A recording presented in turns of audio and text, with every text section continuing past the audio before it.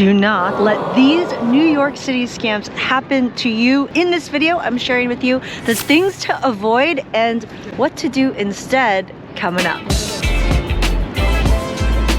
And if you're new here, yo, I'm Christine Lozada with Where in the World is CL to make travel videos every week to help you get up, get out, and get travel. So if you like to travel, consider subscribing. I used to live in this city for 4 years and I love this place and sometimes really hate this place. But I really want you to have the best time possible. And if I'm totally honest, I'm embarrassed to admit that a lot of these scams have happened to me. So let's dive straight in. This first one is around the pedicabs. And to be honest, I was really tempted to get in one right now because we're in Central Park and they're all parked right at the front, and it's a great way to see the park, especially if it's cold outside and they provide blankets.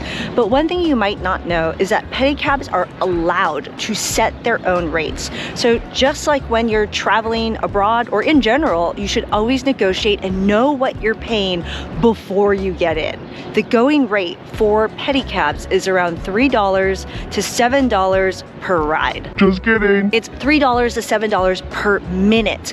And so if you don't know which of those two numbers or some other number it might be, you might get out of that pedicab realizing you owe a lot of money. Which, by the way, if you get stuck in one of these situations that's not fair, consider calling the local authorities at 311 to be able to hopefully get it resolved on the spot. More info on that in the full blog post, link in the description below. So what can you do to avoid it? Just make sure you negotiate the rate before you get in and then enjoy yourself. This next one is around one that should be free, because in a city like New York City, everything is free. Nothing is free. He's really bored. Just nothing's free here. And a lot of people will try to scam you and tell you that you have to pay to get onto the Staten Island ferry. So make sure that when you go, you simply know. Avoid this by knowing it's free to get on. And don't forget, once you get to Staten Island, you can't just stay on the boat. You actually have to get off and then get back on the boat, which is still free, to get back to the island, to Manhattan. And so actually, full video about the Staten Island ferry in the description below, but don't fall into the trap of thinking you have to pay for the Staten Island ferry, because you don't. Fake tickets. Oh, fake tickets. Fake show tickets, fake tour tickets, fake Broadway tickets, fake tickets. This is one to look out for because there's a lot of people selling you fake tickets. And I bought a fake ticket when I first moved here in 2011. I bought a ticket to Governor's Ball and I went all the way to Roosevelt Island with my ticket, only to realize that I couldn't actually get in. But luckily there was someone very nice working at the front who let me in anyway. But anyway, I don't want you to get a free ticket. No, definitely not a free ticket, a fake ticket. So what do you do instead? Make sure you are buying your tickets from legit outlets. Whether it's for the Broadway shows, you can get amazing deals at the TKTS booth, or this week is 2-for-1 Broadway tickets. There are lots of ways to buy them inexpensively and through the normal outlets. Or another thing that I didn't realize until I recently started going to Hawkins everywhere is that there are verified resale tickets, which are oftentimes cheaper than the normal, that are sold directly through Ticketmaster, SeatGeek, and all of the places. So consider just buying your ticket as normal. You can find discounted tickets out there, but just make sure you're not getting a fake ticket. Let's keep it going on the topic of fake tickets, because there are so many people that will try to sell you fake subway tickets, whether they will advertise it having way more value than it actually does, or they'll say something like, oh yeah, your first swipe is free, and then you realize there's no other value beyond that first swipe and you paid significantly more for it. There's really only, I don't know, tell me in the comments below if you know of more than one, but there's only one time there's free swipes, and that's when somebody who bought a subway ticket that's linked to their bank account, and it will refill every single time it reaches a certain balance. So someone stood at the subway line and swiped 100 people in before I figured it out. Anyway, that's a free swipe. That was kind of a crappy situation for me. But for you, the way to avoid this, make sure you just know the actual prices of subway tickets. Right now, it's only $2.75 for a one-way ride, or you can get a 7-day unlimited ticket for $33. More info on that, again, in the full blog post below. Which, by the way, if you're getting some value out of this video, cheers that like button, consider subscribing, and tell me when you're coming to New York City and what you're most excited for, because I'm always planning my trip back and the city changes so much all the time, I can't even keep up with what there is to do. This next one is related to transportation and is officially annoying because it's about unofficial taxis at the airport. And it's probably one of the first things you'll experience when you walk in, and there's a reason why. There's signs everywhere at the airport that says don't take rides from strangers or unsolicited taxis, whatever it says, right? And I have been guilty of this one on my very first trip to New York City when I was a very, very young Christine. This was a very long time ago. But what happens is as you're coming into the arrivals hall, it's kind of confusing. There's a lot of people, and there's a lot of people that will tell you like, oh, like come get a ride with me. Like I'm a taxi driver also. There's no line. You pay less than the regular taxi. And what happened in my situation is you pay the same amount for a regular taxi into the city, but they make every single person that's riding with you, because they'll take multiple people, all pay that amount. That was my situation. But the way to avoid this, just know your options for coming into the city, whether it's using a regular taxi and getting in the official taxi line, going and taking the subway. It's so easy. I have a full video on getting from JFK into the city very easily, and that costs you less than $15. It costs very little.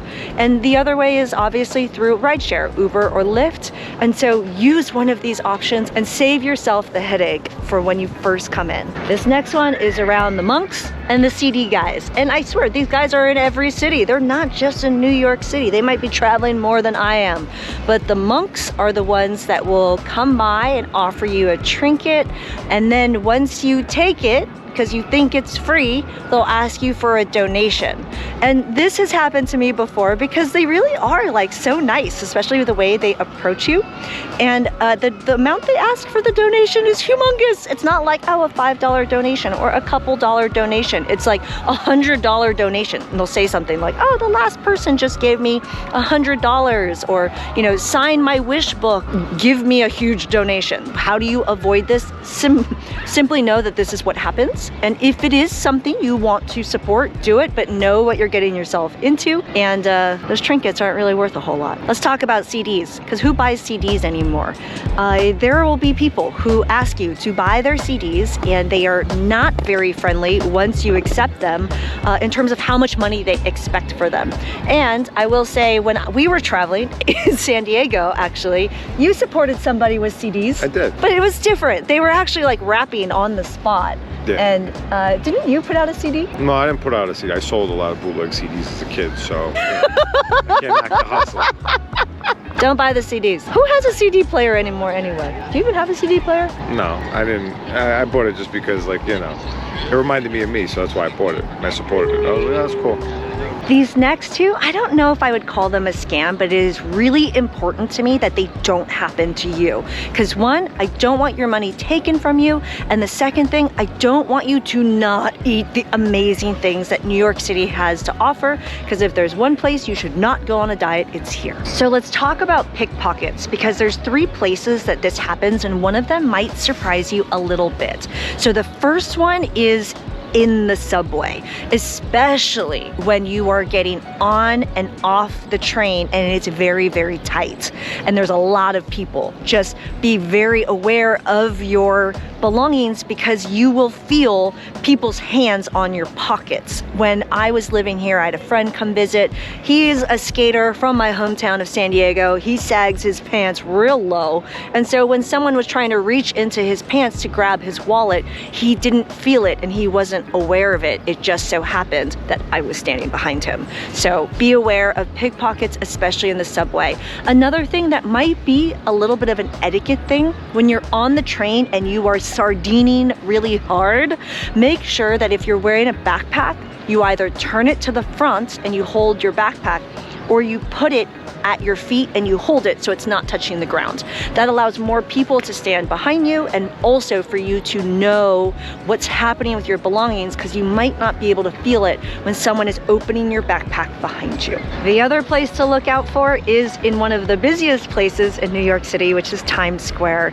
It's just a spot where there's a lot of tourists, and it's a spot where a lot of these scams happen and a lot of the pickpocketing might happen as well. So just be really aware when you're in these crowded spaces, especially with some of those cartoon characters who might look really sweet in costume. Not all of them, but some of them will try to pickpocket you while you're in Times Square. One of the things I always do is I always wear a crossbody bag when I'm in New York City, and I'm always making sure I zip up that bag anytime I'm around, or, you know, rock a fanny pack. This last one is one that catches a lot of people off guard because it has happened to my friends primarily in restaurants and in nice restaurants. In other words, you might be dining and you might have your bag on your seat or at your feet, and you might not notice because it's very busy that someone grabs your bag and either takes it entirely or takes it, goes through the contents, and puts your bag back before you've left that night.